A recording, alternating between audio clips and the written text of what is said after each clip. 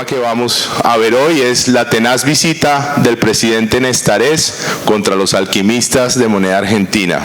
Sin más preámbulos, los dejo con nuestra siguiente presentación. Muchísimas gracias, Juan Claudio. Bienvenido a Cartagena 2020. Gracias. Muy amable. Gracias. Muchísimas gracias. Agradezco a la tercera Convención Internacional de Historiadores y Numismáticos, agradezco a Andrés Felipe Cortázar, Daniel López Alba y a los demás directivos y presentes en esta convención. Este trabajo está dedicado in memoriam a Arnaldo Cugnetti Ferrando, amigo y precursor. Este trabajo, el legajo 869A, la tenaz visita del presidente Nestarés contra los alquimistas de moneda argenta, presenta algunos hallazgos de la reciente transcripción que hice de este documento de la Escribanía de Cámara del Archivo General de Indias, donde veremos sobre todo la causa contra Juan Velarde Treviño, corregidor de Potosí. Poco debo decirle a esta sala sobre la importancia de Potosí en la producción de plata y acuñación de moneda de este 1592 a lo largo de 3 siglos. Domínguez Ortiz decía que era símbolo de hegemonía monetaria española en el mundo, y el peruano Lohmann Villena decía que un peso perulero alcanzaba a cotizarse en Europa y África, y podríamos agregar circulaba en Asia. Pero todo brillo tiene su oscuro, como dicen en Iquitos, y la moneda potosina o peso perulero tenía una historia de irregularidades. La mezcla con cobre fue aumentando hasta que en mayo de 1646 el Consejo de Indias dispuso, comillas, se haga la pesquisa más viva que se pueda para que se averigüe este fraude y se castigue con severidad.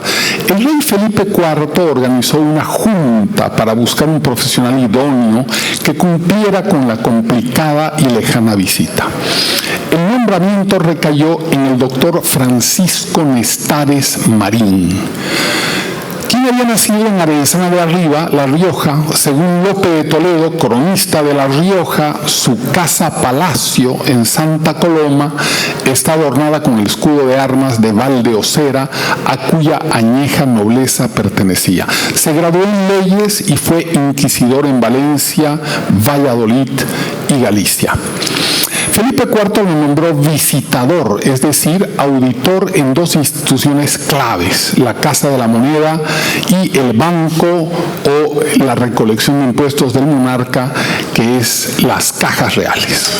Para garantizarle el poder de investigar, juzgar y condenar a los falsarios y no estar limitado por los compadrazgos de la justicia local, comillas, se le despachó título de presidente de la Real Audiencia de Charcas. En adelante utilizaré el título de presidente. Finalmente, y con el fin de impedir que los perseguidos buscaran la inviolable protección de las iglesias, comillas, también le consiguieron una breve papal para sacar a los reos del asilo eclesiástico. Pronto la adulteración de la pieza potosina se conoció en el mundo. Brasil, comillas, proscribió la circulación de los patacos peruleros. En Francia se precauteló la circulación de estas especies monetarias, y las letras que se libran en Italia y Flandes no admitían metálico de las últimas emisiones potosinas. Antes de partir Nestarés, el 1 de octubre de 1647 fue la fecha oficial de la segunda bancarrota del reinado. Y en enero de ese año siguiente se firmó la Paz de Westfalia, un alivio para la desangrada España. En medio de tan sonadas noticias, Nestarés partió al Perú, a donde llegó a mediados de ese 1648. Fue recibido con pompa en la Ciudad de los Reyes y presentó sus credenciales al saliente virrey Mancera.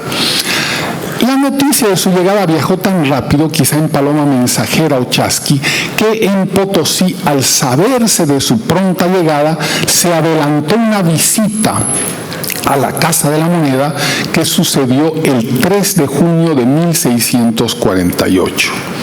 Estuvo encabezada por el corregidor Juan Velarde Treviño, los diputados del Cabildo Pedro de Ballesteros y Sebastián de la Torre Arenas, el veedor ensayador Pedro Zambrano y otras personalidades.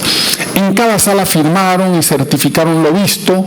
Para no dejar afuera ningún detalle, el corregidor Velarde le preguntó al indio Agustín Quino por el trabajo y este dijo, comillas, se hacen buenos tratamientos a los indios y les pagan su trabajo. En la sala de fundición encontraron al ensayador Felipe Ramírez de Arellano, quien les informó que se estaba trabajando la plata del rico comerciante Gómez de la Rocha. Raro, porque según el libro de barras y acuñaciones del archivo de la Casa de la Moneda de Potosí, la última amonedación de Gómez de la Rocha, al menos con su propio nombre, había sido el año anterior de 1647.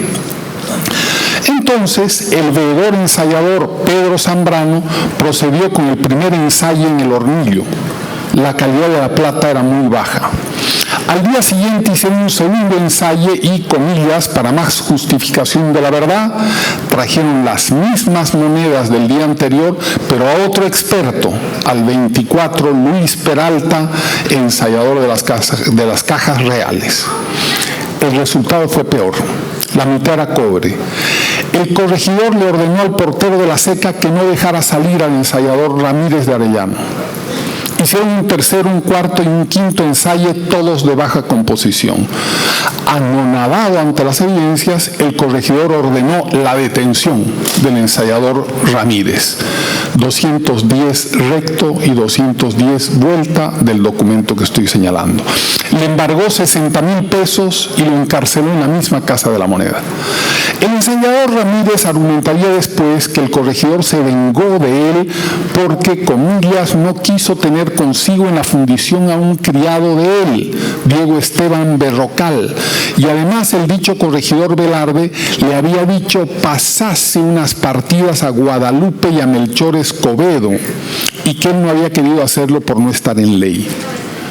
Cierro cita. Luis de Vila, otro importante mercader, declaró haber visto, comillas, como don Fabián Velarde, teniente de corregidor, trató muy mal a este Felipe Ramírez de obra y de palabra. Otros testigos de este documento, en cambio, acusaron al ensayador Ramírez que pedía plata y más plata. Se nombró a Pedro Zambrano como el veedor de la visita como nuevo ensayador y el nuevo acuñador Francisco Sánchez de la Torre. Este Zambrano, durante los 2 primeros meses de ensayador, no firmó las monedas con su sigla Z, sino que siguió colocando la R del apresado Ramírez. En estos 2 meses, es de notar, los socios de Rocha y del corregidor, acuñaron 14 veces como 350,000 pesos, alrededor de 11.3 toneladas de plata. Don Francisco Nestares Marín llegó a La Plata, hoy Ciudad de Sucre, un par de meses después y presentó credenciales ante la audiencia. Los falsarios más precavidos, como Ruiz y Jiménez de Cervantes, huyeron antes de su llegada. Otros quedaron expectantes y otros creyeron poder corromperlo. El presidente llegó a Potosí y el 15 de diciembre, con la declaración de Diego Tinoco, inició su investigación en secreto de sumario. El fiscal era Francisco Romero. La primera causa del legajo 869A es contra Melchor Escobedo, regidor y contador de las cajas reales, que no veremos, es muy breve, no la veremos hoy. La segunda y más extensa causa es contra el corregidor Velarde Treviño. Desde las primeras declaraciones indagatorias en esta causa se lo señala como cabeza de falsificación. Sin embargo, Nestares Marín no tenía la potestad para enjuiciarlo, porque este tenía un cargo directamente nombrado por el rey. Solo el virrey o la audiencia de Lima podían quitarle esta inmunidad. Nestares buscaría pruebas para convencerlos. En abril, Francisco Gómez de la Rocha, el más rico mercader de plata de Potosí, huyó de la Villa Imperial. El presidente Nestares informó, comillas, por fuga y retraimiento le mandé embargar y secuestrar bienes, entre ellos la vara y oficio de alcalde provincial de la Santa Hermandad. Analizando el legajo 869A, se puede inferir que Nestares Marín, el visitador y presidente, trabajó con la calculada estrategia de dividir mercaderes de funcionarios y del corregidor. 3 bloques, dividir para reinar. A los mercaderes en septiembre les ofreció libertad a cambio de un acuerdo transaccional. Debían realizar pagos en favor de la corona. A Rocha le fijó 500,000 pesos y a otros montos. Rocha aceptó y entregó un adelanto. Nestares le devolvió lo incautado y, comillas, que usase su oficio de provincial de la Santa Hermandad. Si se hubieran cumplido estos acuerdos transaccionales, quizá no hubieran habido las fatalidades que hubo. Pero a los seres humanos se nos ocurren ideas que atolondran el destino. Francisco Gómez de la Rocha nació en Extremadura en 1602 y llegó a adolescente a las Indias. Quiero mostrarles, este es un cuadro basado en Lazo García de las distintas, algunos amoneadores durante estos años. Gómez de la Rocha con 271 amonedaciones, Casanova con 232 y en muy poco tiempo Melchor Escobedo con 121. Todos ellos procesados por Nestares Marín. Estas amonedaciones de Rocha, 271 aproximadamente, suman aproximadamente 190 toneladas de plata y un valor estimado de 6.775.000 pesos. Cuando dejó de acuñar, según esta data, en 1647 lo empezó a hacer su mayordomo, Pedro Castillo, en el 47. Y acuñó 52 veces, o sea, 1.300.000 pesos adicionales. Si fuese cierta esta asociación, Rocha excedió los 9 millones de pesos amonedados en la seca. Rocha, además de no cumplir con el acuerdo transaccional, tuvo en diciembre una mala idea. Disuadió a la esclava negra del presidente Nestares para que lo envenenara con polvos diamantinos, Solimán. El asesinato fue frustrado y el mercader se refugió en el recinto inviolable de la iglesia. Un iracundo Nestares le escribe a la Audiencia de La Plata el 2 de enero de 1650 acusando a Rocha de atrevimiento, de ceguedad. Lo llamó desgraciado y aseguró: Rocha se halla sin amparo de defensa. De la iglesia sacaron a Rocha por la fuerza. El canónigo Fernández Treviño, primo del corregidor, protestó, comillas, en razón de la inmunidad de la iglesia, pero Nestares tenía, como saben, la dispensa papal para esta acción. Al parecer, Rocha también reclamó por esta violación, pero el presidente Nestares lo engañó. Le dijo que al día siguiente consideraría su petición. Esa noche lo mató.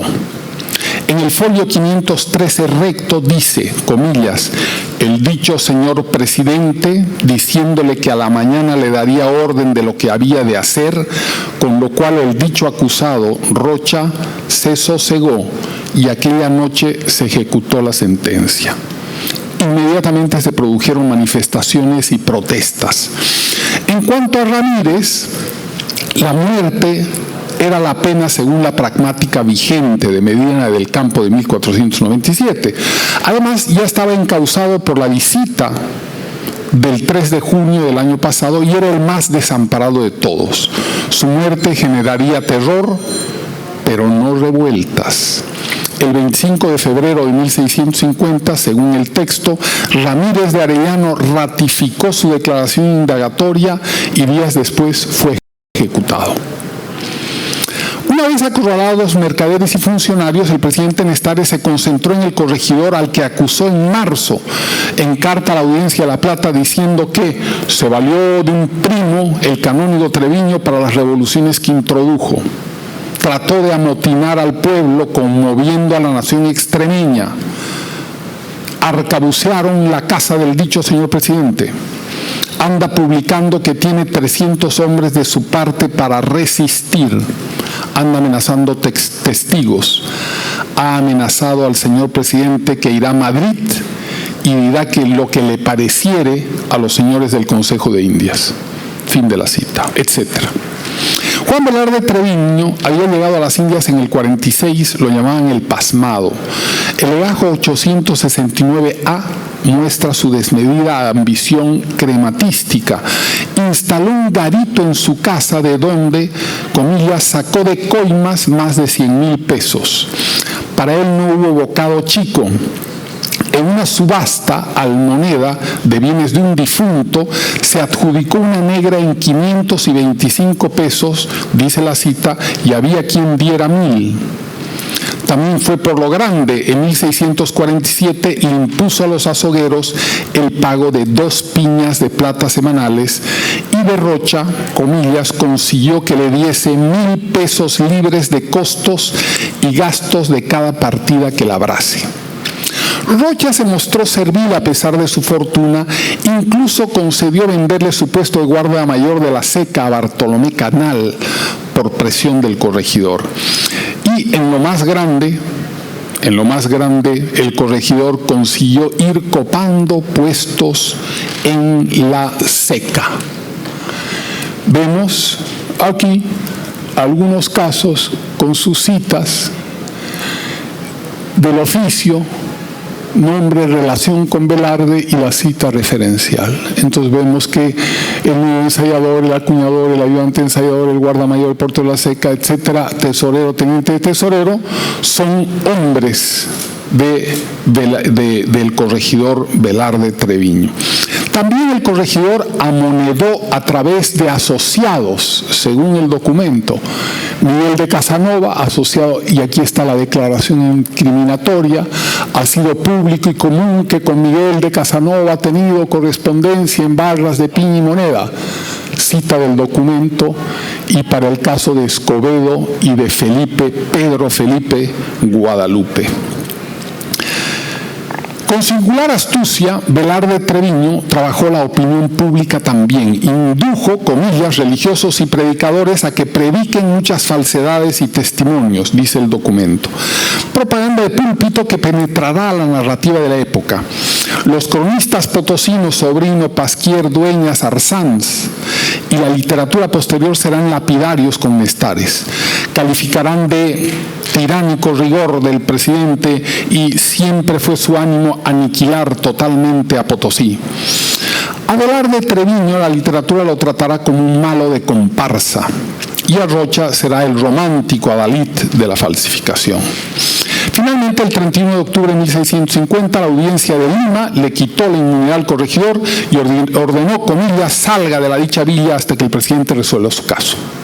El día anterior, 30 de octubre, en la lejana España, el rey Felipe IV firmó la Real Pragmática de 1650, comillas, en la que su majestad manda que toda la moneda de plata labrada en el Reino de Perú se reduzca y se ponga conforme a ley. Será una dura tarea para el presidente Nestares. No bien salió de Potosí el entonces ex corregidor Velarde Treviño, aparecieron coplas, un corregidor pasmado, un teniente sin juicio, una audiencia en precipicio, de un continuo desafuero, mucho esparcido dinero, aquestos sin Dios ni ley son enemigos del rey. Ya establece, residiendo en el Cusco, ya establecido, una vez que está establecido, Nestares astuto ordenó su apresamiento en marzo del año siguiente. El rey lo apoyaría por carta diciendo: se os aprueba el haber suspendido y retirado al dicho corregidor y a su teniente. Pero en mayo llegó la noticia de que Velarde Treviño había huido. Sobornó a su custodio con una cadena de oro, todo esto en citas, ¿no?, del documento. En Lima lo buscaron sin suerte, reapareció un año después, en enero de 1652, aquí, en Cartagena de Indias, alegando, comillas, el odio y enemistad capital que contra mí tiene el doctor don Francisco Nestares Marín. Lo acompañaba su leal Juan Gallo, su sicario. El gobernador de Cartagena, Fernando de la Riva Agüero, no lo detuvo y Velarde continuó viaje a España, donde conoció al conde de Peñaranda, presidente del Consejo de Indias, le pidió revocar lo actuado por Nestares Marín, alegando que no tenía jurisdicción para procesarlo a él. El año de 1652 se proclamó en el Perú la pragmática famosa de 1650, al resello de la moneda se le llamó la tercera destrucción de Potosí. Y la rochuna perdió un cuarto de su valor. Los precios se elevaron de forma descontrolada y Potosí se amotinó contra el hasta hace poco respetado presidente Nestares. Entre tanto, en Madrid el rey ordenó que el dicho Juan Velarde fuese preso en la torre de la cárcel de esta corte y un año después lo liberó en la villa de Madrid como cárcel. Fianza de 12.000 ducados y que fuera a Cádiz para embarcarse al Perú. Velarde se victimizó, dijo no tener peculio para el viaje y que su salud podía sufrir. Pero luego de tantas idas y venidas, Velarde Treviño regresó a Lima a mediados de 1654. Extrañamente, el fiscal Romero, que había llevado el caso desde el principio, fue apartado. Más extraña aún fue la tibia sentencia que un año después dictó el presidente Nestares Marín: pago de 100.000 pesos y destierro por 5 años de las Indias y cortes del rey. El siempre insatisfecho Velarde Treviño apeló la magra sentencia al Consejo de Indias y regresó a España. Recién en 1659, 4 años más tarde, el fiscal del Consejo de Indias se pronunció diciendo que Nestares había procedido, Nestares, el visitador y presidente, había procedido en esta causa con la rectitud y entrega que procede en todo. Y solicitó que el ex corregidor Velarde Treviño se le aumentara la pena dictada. Pero la sentencia se apuró y 2 meses después, en febrero de 1660, el Consejo de Indias absolvió a Velarde Treviño, comillas, de los delitos de moneda y veneno que en esta causa se contienen. Además, le rebajaron de 100.000 pesos a 10.000. En ese momento, en la ciudad de La Plata, hoy Sucre, Nestares agonizaba. Quizá intuyó el flagrante triunfo de su archienemigo. El cronista Arsanz dice que las palabras finales del presidente Nestares fueron, comillas, si como he servido al rey hubiera servido a Dios, qué distinta fuera esta hora. Murió en abril. El virrey Salvatierra se admiraría que los bienes de Nestares Marín fueran tan pobres y tan pocos. Tal vez por justicia poética, en la al doctor Francisco Nestares Marín, Veritas Vinci, la verdad vencerá. Gracias.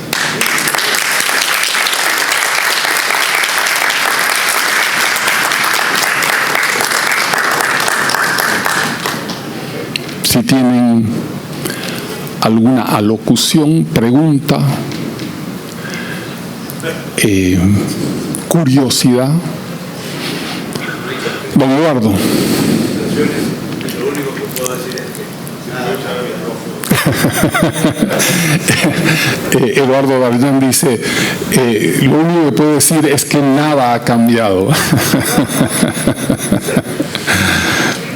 Por favor. Ricardo Dardán Tallado, vicepresidente por México, agradeciéndote tremendamente esta exposición que tú has dado, porque es la primera vez que me queda claro lo que sucedió. Fuiste muy sucinto, fuiste extraordinariamente objetivo con tus referencias, y te agradezco porque tengo 2 piezas que tienen el resello y ahora ya entiendo su historia. Muchísimas gracias. Gracias, qué interesante. Richard, creo que estaba. Richard. Bueno, como en las subastas. Adelante, por favor. Buenas, de Guatemala. Esta es una curiosidad que hemos presentado en algunos eventos de Guatemala. En Guatemala, cabalmente, como consecuencia de las monedas rebajadas de Potosí, se emitió una moneda que se llama moclón, y el término moclón, pues hemos buscado, no hay una referencia. en alguno de los libros de referencia, creo que alguno citado por don Eduardo Darjant de Perú, se habla de la moneda moclona, que es existe el término, pues se hace una referencia como que fuese un término que sí se utilizó para referenciar a las monedas rebajadas, pero creo que al final no hay una fuente que conceptualice la palabra moclón. Sí, que yo conozca, no conozco el término, de repente algún otro colega, rochunas y rodaces, que fueron las del primer ensayador posterior que colocó el presidente Nestares. Muchas gracias. Esa es la pregunta que le hemos hecho a todos los académicos. En alguna referencia también de Arnaldo Cunietti se ha hablado de la moclona o el moclón. Correcto, Eduardo, de tu libro. Pero no hemos encontrado los que... Para el caso de Guatemala, la primera moneda resellada de Guatemala se denomina moclón, pero como subsecuencia de alguna nominación boliviana, peruana, o potosina, perdón, o peruana, pero no la... Muchas gracias. Muchísimas gracias. Muy buena y muy buena concreción la ponencia. Gracias. Por favor.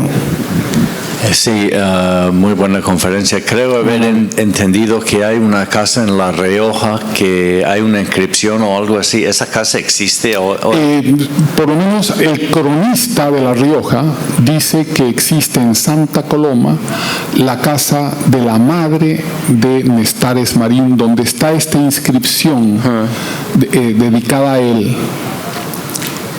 Pues a mí me gustaría hacer un viaje ahí porque yo vivo en España y tomar una fotografía y a ver si me ayudas a localizar la casa y subo ahí. También hay buen vino en La Rioja y tomo unas fotografías a la casa. Vamos juntos. Siempre busco una excusa. Vamos juntos.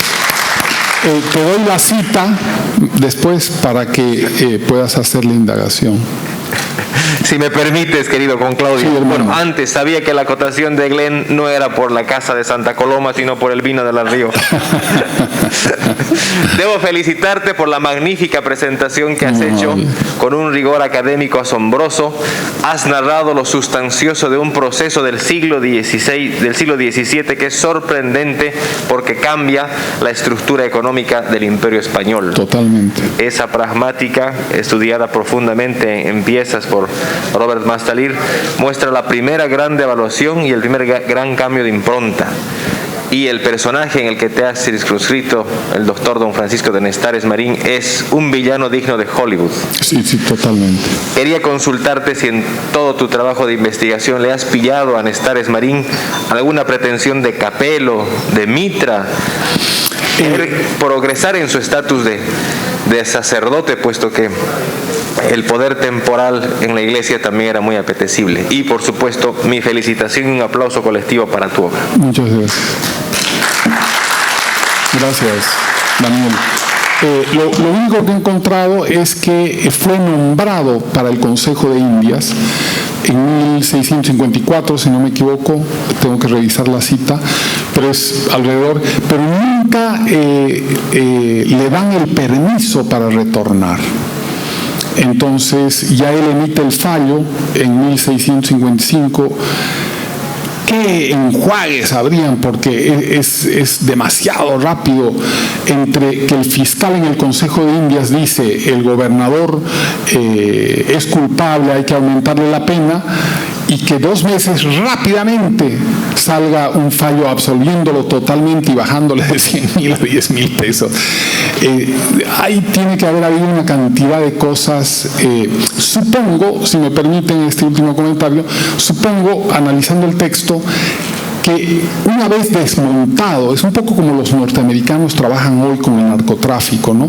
Una vez desmontado la red, ya el Estado un poco se olvida de los personajes, ¿no? Entonces, para no molestar a la estructura burocrática española, prefieren absolver a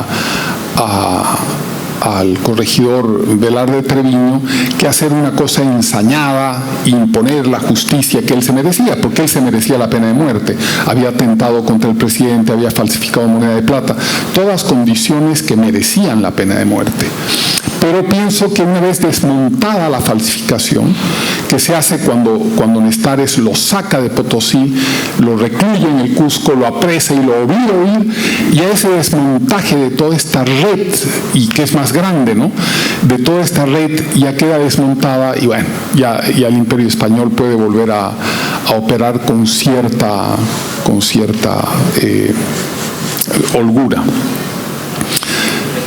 Si hubiera, como en las subastas, por favor, adelante.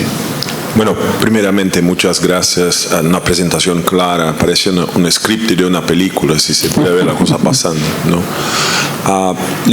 Le pregunto sobre los impactos de esto en Brasil, porque hay algunos eventos en São Paulo de los 1600 que se llaman las revoltas de la moneda, que los historiadores del siglo XX describen como un acto de fidelidad de la población a la corona de Portugal, que no querían la influencia española. En cuanto avanzan nuestras pesquisas en Brasil, creo que tiene más que ver con el escándalo de Potosí con que cualquier cosa de fidelidad a la corona portuguesa. Mencionaste que hubo impacto en Brasil también. Quería saber las fuentes, porque tengo que profundizar en esto. La fuente de Brasil es de Lohmann, del trabajo de Lohmann, que si no me equivoco, don Eduardo me va a ayudar a corregir, se llama La Gran Estafa del siglo XVII, el trabajo de Lohmann Villena, más o menos. Lohmann con H intercalada. Villena es un gran historiador peruano y tiene un libro muy pequeño, pero muy sustancioso. Es un libro que uno, ¿no?, los saca como gotas de un aceite refinado. Es como todo lo que hacía Lohmann. Y ahí sale la cita del Brasil, con su respectiva referencia. Lo único que puedo decir al respecto es que hace muchísimos años, cuando me empecé a interesar en este tema, un académico colombiano me encontró un documento que se me ha perdido, donde en Colombia castigaban con pena de muerte al que usara moneda no resellada rochuna.